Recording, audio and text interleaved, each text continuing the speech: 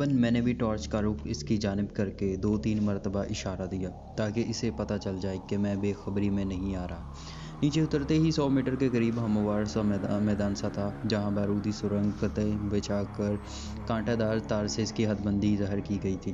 Geneva convention کے مطابق کسی بھی ملک کے سپاہ جب سرنگی قطع لگاتی ہے تو اسے قانوناً اس خطے کو کانٹے دار تار سے ظاہر کرنا پڑتا ہے، لیکن ہندو بنیاد نیچ ذہنیت کا مالک ہے، اسے ایسے اصول و ضابطے کی کیا پرواہ۔ بھارتی آرمی پہاڑی علاقے میں حد بندی کے علاوہ بھی بہت سی جگہوں پر بارودی سرنگیں بچھا کر رکھتی ہے جس کی زد میں عموماً سول لوگ یا جانور وغیرہ آ جاتے ہیں۔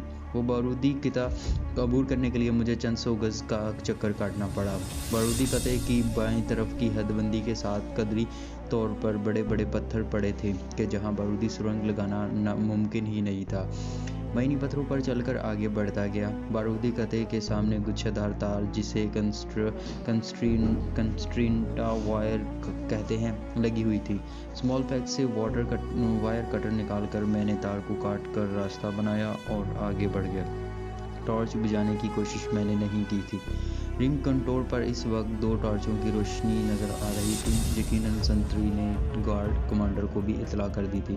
اپنی طرف کی رکاوٹوں کو عبور کرنے کے بعد میں رنگ کنٹرول سے 50 میٹر کے فاصلے پر تھا جب مجھے زوردار انداز میں رک پکارا گیا۔ میں سنتری کے حکم پر بموجب رک گیا۔ ہاتھ اوپر، اس نے اگلا حکم دیا اور مجھے تعمیل کرتے بنی۔ تالی بجاؤ۔ اس نے یقیناً میرے ہاتھوں کے خالی ہونے کا یقین کرنا تھا۔ بادل۔ میرے تالی بجاتے ہی اس نے کہا، اور یہ اس دن کا پاس ورڈ تھا۔ میں خاموش رہا کیونکہ مجھے پاس ورڈ معلوم نہیں تھا۔ 3۔ اس مرتبہ اس نے فگر پوچھا تھا۔ اگر مجھے اس رات کا فگر پتہ ہوتا تو میں مطلوبہ فگر دہرا دیتا، مگر میں اس سے بھی انجان تھا۔ سرحدی علاقے میں اپنی سپاہ کی پہچان کے لیے رات نام مقرر کیا جاتا ہے جو 2 اسما پر مشتمل ہوتا ہے، مثلاً بادل اور لوٹا۔ پہرے پر موجود سنتری آنے والے کے سامنے رات نام کا پہلا اسم بولتا ہے اور آنے والے کو اس کے جواب میں دوسرا نام بتانا پڑتا ہے۔ اس کے علاوہ ہر رات کے لیے ایک فگر بھی مقرر کیا جاتا ہے، مثلاً اگر 7 فگر مقرر کیا ہے تو سنتری 7 سے کم کوئی بھی عدد بول کر اپنے آنے والے کو عدد مکمل کرنے کی دعوت دیتا ہے۔ اب اگر سنتری 3 کہتا ہے تو آنے والا 4 کہہ کر عدد کو مکمل کرتا ہے۔ کون؟ اس دفعہ اس نے براہ راست میرا تعارف مانگا تھا۔ ذیشان۔ میں اطمینان سے بولا۔ پہچانا نہیں؟ قریب تو آنے دو یار، تعارف بھی کروا دیتا ہوں۔ میں کھڑے تھک گیا تھا۔ اسی حالت میں آگے بڑھو، اس سے میرا اطمینان دیکھ کر کہنا پڑ گیا تھا، اور میں ہاتھ سر سے بلند کیے آگے بڑھ گیا۔ خود سے 2 میٹر دور اس نے مجھے دوبارہ روکا اور اس کے ساتھ کھڑا دوسرا آدمی خود بخود آگے بڑھ کر ماہرانہ انداز میں میری تلاشی لینے لگا۔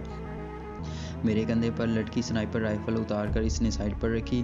میرا small pack, thermal imaging sight اور میری جیبوں میں موجود تمام سامان اپنے قبضے میں کر لیا۔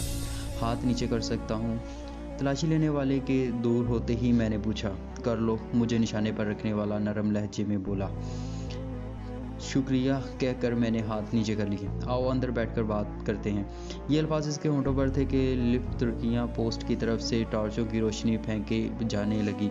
اس کے ساتھ ہی فائرنگ کی آواز سے ماحول گونج اٹھا۔ میں نے کہا، سنتری کو آڑ میں کر لو، مگر میرا یہ کہنا بے فائدہ تھا کیونکہ فائر کی آواز سنتے ہی سنتری مورچے میں ہو گیا تھا۔ میرے اندازے کے مطابق مجھے کلاشنکوف کی زد پر لینے والا گارڈ کمانڈر تھا۔ وہ مجھے ساتھ لے کر کمرے کی طرف بڑھ گیا۔ میرے اندازے کے مطابق کلاشنکوف کی زد میں وہ پوسٹ کمانڈر کا کمرہ تھا جہاں کیونکہ اندر داخل ہوتے ہی گارڈ کمانڈر نے سلیوٹ کیا تھا۔ پوسٹ کمانڈر نے گہری نظروں سے میرا جائزہ لے کر مجھے بیٹھنے کا اشارہ کیا۔ استاد اکرم، چائے پانی کا بندوبست کرو۔ وہ مجھے ساتھ لانے والے کو مخاطب ہوا اور وہ جی سر کہہ کر جی، اس نے مختصراً کہتے ہوئے مجھ سے باہر چلا اور میں اسے تفصیل سے اپنے بارے بتانے لگا۔ میری بات ختم ہونے تک چائے اور حلوہ آ گیا تھا۔ میں بے تکلف حلوے کو جڑ گیا جبکہ پوسٹ کمانڈر لائن ٹیلی فون پر اپنے بٹالین ہیڈ کوارٹر میں میرے بارے تفصیل بتانے لگا۔ घंटे डेढ़ के बाद मेरी शनाख्त की तस्दीक हो गई थी। पोस्ट कमांडर ने मुझे तपाक से गले लगाकर मुझे तबकी दी और फिर अपने कमरे में मेरा बिस्तर लगवाकर मुझे आराम करने का कहकर खुद बाहर निकल गया। लेफ्ट तुर्कियों की तरफ से वक्फे से फायरिंग की आवाज़ें आ रही थी। यकीनन इन्हें अपने तीनों आदमियों की हलाकत हजम नहीं हो रही थी। मैं बेफिक्र होकर बिस्तर में घुस गया कि अब मैं अपनों में मौजूद हूँ। 2 दिन बाद मैं अपने हेड क्वार्टर में पहुँच गया था। वहाँ जाकर मैं एक मरतबा फिर उस्ताद सादिक का गम ताज़ा हो गया। मिशन पूरा होने की खुशी से उस्ताद सादिक के बिछड़ने का नुकसान ज़्यादा महसूस हो रहा था, मगर मेरे सीनियर्स मुतमईन थे, क्योंकि शहादत की मौत एक बहुत बड़ा एजाज़ होती है। एक दिन हेड क्वार्टर में गुजार कर मैंने छुट्टी ली और सीधा घर को सुधारा। मेरा ताल्लुक़ किला गंग के एक मज़ाफ़ाती गाँव से है। फ़ौज में भर्ती होने के साथ मैंने शादी कर ली थी, लेकिन हनूज़ औलाद की नेमत से महरूम था।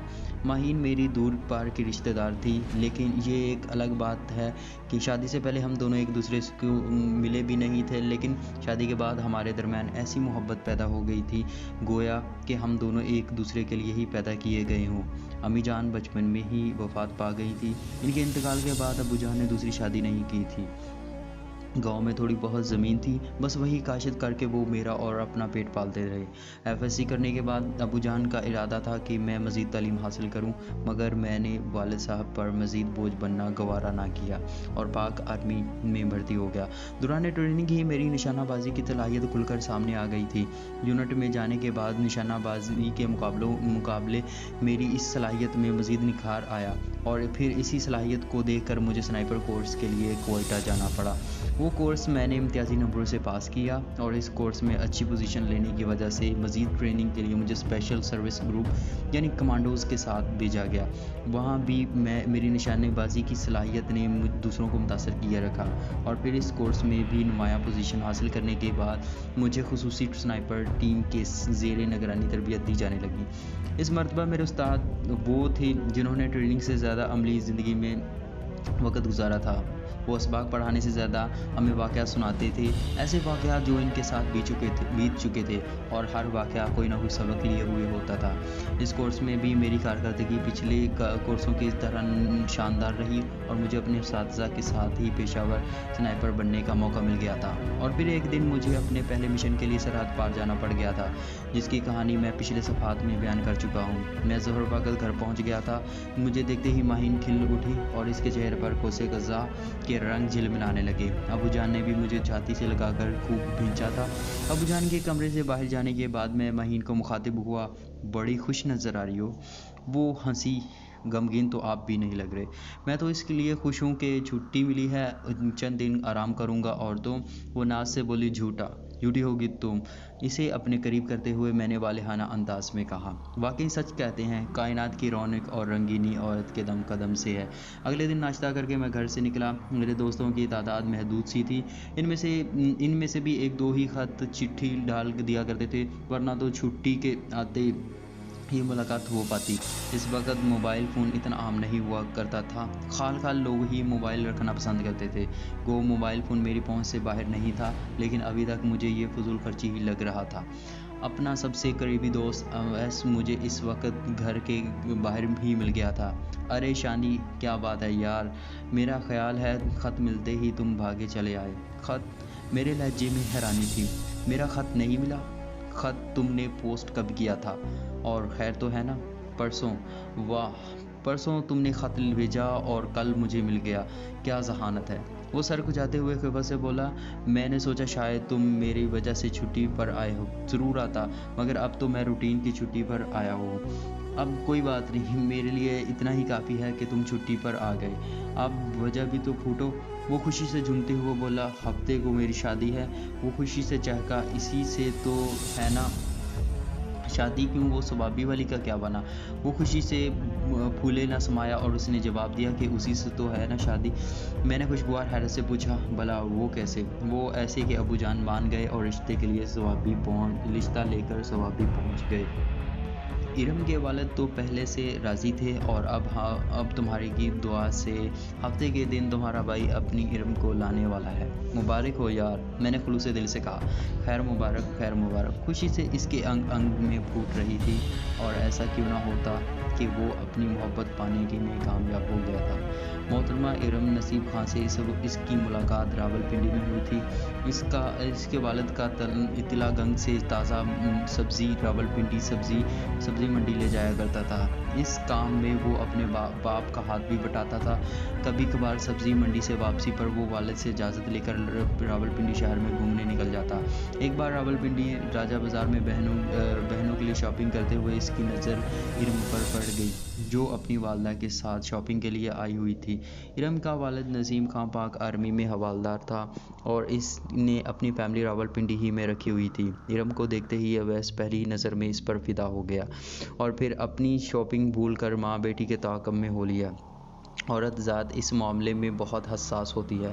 ارم خوبصورت تھی، بازار میں گھورنے والوں کی کمی بھی نہیں تھی کہ یہ مرد کی اوباش فطرت کا خاصہ ہے، مگر کسی کا یوں مسلسل گھورنا اور پیچھا کرنا اس کی نظروں سے اوجھل نہ رہ سکا۔ پہلے تو وہ گھبرائی، مگر اس لڑکے کی آنکھوں میں جو جذبہ ہویدا تھا اسے پہچانتے ہی وہ شانت ہو گئی۔ اس لڑکے میں ایک یہ خوبی تھی کہ وہ خوش شکل بھی تھا۔ جلد ہی ارم بھی اس میں دلچسپی لینے لگی، اور جب اس کی ماں خریداری کی طرف متوجہ ہوتی تو وہ اپنی دلکش مسکراہٹ اس لڑکے پر نچھاور کرنے لگتی۔